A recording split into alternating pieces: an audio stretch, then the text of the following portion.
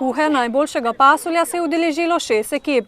Ja, čist na klasičen način. Prepražimo čebulo, slanino, damo fižol, začimbe, določene bomo še na koncu. Skrivnost ni, da je fižol, da je čebula, da je klobasa not ali pa špeh.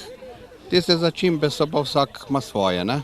Zamisel o pripravi tega dogodka se je porodila že ob ustanovitvi Športno-turističnega društva Poljane, saj so želeli tudi v tem kraju prispevati k pestremu dogajanju ob občinskem prazniku.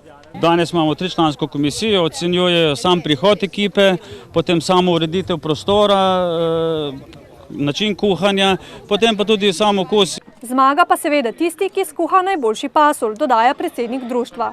Potem podelimo tudi priznanja. Sicer je to bolj družabnega značaja, ampak kljub temu nekoliko je dobro, da z nekimi priznanji, nekimi nagradami zaključimo to naše druženje.